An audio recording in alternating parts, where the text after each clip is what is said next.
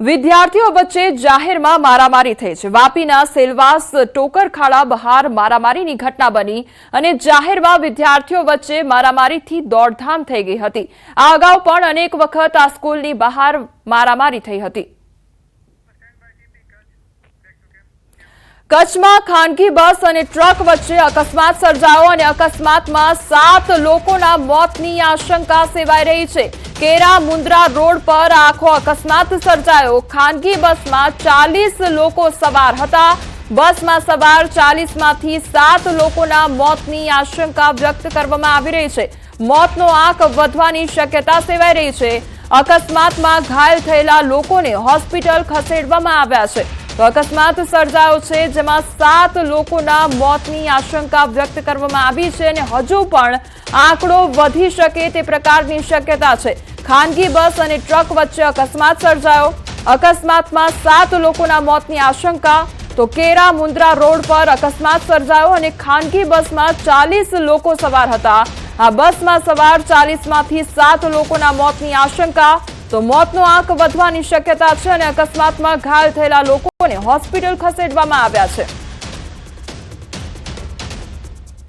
તો ખાનગી બસ અને ટ્રક વચ્ચે અકસ્માત સર્જાયો હોવાની આ ઘટના સામે આવી છે। ગંભીર અકસ્માત સર્જાયો છે જેમાં 7 લોકોના મોતની આશંકા સેવાઈ રહી છે। બીજી તરફ જે આસપાસના લોકો છે તે ઘટના સ્થળે દોડી આવ્યા છે। એમ્બ્યુલન્સ પણ ઘટના સ્થળે દોડી આવી છે પરંતુ હજુ પણ આ મોતનો આંકડો વધી શકે છે કારણ કે 7 લોકોના મોતની આશંકા સેવાઈ રહી છે। બીજી તરફ 40 લોકો આ બસમાં સવાર હતા અને ટ્રક અને બસ વચ્ચે ગંભીર અકસ્માત સર્જાયો છે જેના કારણે હજુ પણ મોતનો આંકડો વધી શકે છે। સ્થાનિક જે લોકો છે તે ઘટના સ્થળે દોડી આવ્યા છે। બીજી તરફ એમ્બ્યુલન્સની ટીમ પણ ઘટના સ્થળે દોડી આવી છે। મેહુલ સંવાદદાતા મારી સાથે જોડાઈ ગયા છે। મેહુલ, આ ગંભીર અકસ્માત, 40 લોકો સવાર હતા, 7 લોકોના મોતની આશંકા, કયા પ્રકારની પરિસ્થિતિ, આખરે કેવી રીતે અકસ્માત સર્જાયો હતો? જે ચોક્કસની વાત કરી તો પશ્ચિમ કચ્છમાં ગંભીર અકસ્માત સર્જાયો હતો। ખાનગી બસ અને ટ્રક વચ્ચે છે તે આ અકસ્માત સર્જાયો હતો જેમાં કેરાના મુન્દ્રા રોડ પર સામસામે ટ્રક અને જે ખાનગી બસ છે તે આવી જતા આ સમગ્ર અકસ્માત છે તે સર્જાયો હતો જેમાં બસમાં 40 લોકો જેટલા સવાર હતા। 40 લોકોમાંથી અંદાજિત 7 લોકોના મોત થયા હોવાની આશંકા છે તે હાલ સેવાઈ ગઈ છે। તો અન્ય પણ મોતનો આંક વધવાની શક્યતા છે તે હાલ જોવામાં આવી રહી છે। તો એમ્બ્યુલન્સ દ્વારા જે ઘાયલ લોકો હતા તેઓને ભુજની જીકે જનરલ હોસ્પિટલમાં ખસેડવામાં આવ્યા છે અને પોલીસ તેમજ સમગ્ર સ્ટાફ છે તે હાલ ઘટના સ્થળે પહોંચી આવ્યો છે। જી મેહુલ, અત્યારે ઘટના સ્થળે કોણ કોણ હાજર છે? આ સાથે બચાવની કામગીરી કયા પ્રકારે કરવામાં આવી રહી છે અને કયા સમયગાળા દરમિયાન આ અકસ્માત સર્જાયો હતો? જી ચોક્કસની વાત કરીએ તો 1 થી 1.5 કલાક પહેલા આ અકસ્માત છે તે સમગ્ર સર્જાયો હતો જેમાં ખાનગી બસ અને ટ્રક સામસામે આવી જતા આ ગંભીર અકસ્માત છે તે સર્જાયો હતો જેમાં અકસ્માત બાદ જે તે બચાવની કામગીરી શરૂ કરવામાં આવી હતી। જે 108 એમ્બ્યુલન્સ છે તેના દ્વારા મદદ લેવામાં આવી હતી। સમગ્ર પોલીસ સ્ટાફ છે તે પણ ઘટના સ્થળે પહોંચી આવ્યો હતો અને હાલ છે તે જે ઘાયલ લોકો છે તેને સારવાર માટે પ્રથમ સારવાર મળે તે માટે કામગીરી કરવામાં આવી રહી છે। જી મેહુલ, આ બસમાં 40 લોકો સવાર હતા અને 7 લોકોના મોતની આશંકા વ્યક્ત કરવામાં આવી રહી છે પરંતુ અન્ય લોકોની હાલત અત્યારે કયા પ્રકારની છે, તેમની શું પરિસ્થિતિ છે? જે રીતે વાત કરવામાં આવે તસવીરો જે રીતે સામે આવી હતી જેનામાં અન્ય લોકો પણ ખૂબ જ ઘાયલ હાલતમાં હતા અને સમગ્ર જે ઘાયલ હાલતમાં લોકો હતા તેમને ભુજની જે સરકારી હોસ્પિટલ છે જીકે જનરલ તેમાં ખસેડવામાં આવી રહ્યા છે। તેમજ પોલીસ સ્ટાફ તેમજ જે બચાવ રાહતની કામગીરી માટે પણ અન્ય સ્ટાફ છે તે ઘટના સ્થળે પહોંચી ગયો છે અને હાલ છે તે બચાવની કામગીરી કરવામાં આવી રહી છે। બીજું મેહુલ, અહીંયા સવાલ એ પણ થઈ રહ્યો છે કે આખરે કોની બેદરકારીના કારણે અકસ્માત સર્જાયો હતો? ત્યાં ઘટના પર કોઈ લોકો હાજર હતા, તેમની પાસેથી કોઈ અપડેટ મળી રહ્યું છે કે આખરે કેવી રીતે આ અકસ્માત સર્જાયો? જી ચોક્કસથી હાલ તો એ રીતનું કોઈ પણ અપડેટ આપણે નથી આવ્યું પરંતુ સામસામે જે બસ છે ખાનગી બસ છે અને ટ્રક છે તે સામસામે આવી જતા ભયાનક અકસ્માત છે તે થયો હતો પરંતુ હાલ જે રીતે જે ઘાયલો હતા પ્રથમ પ્રાયોરિટી એને આપવામાં આવી છે કે ઘાયલોને તાત્કાલિક હોસ્પિટલ છે તે ખસેડવામાં આવે અને ત્યારબાદ પોલીસ છે તે ઘટના સ્થળે પહોંચી અને પંચનામું સમગ્ર કરશે।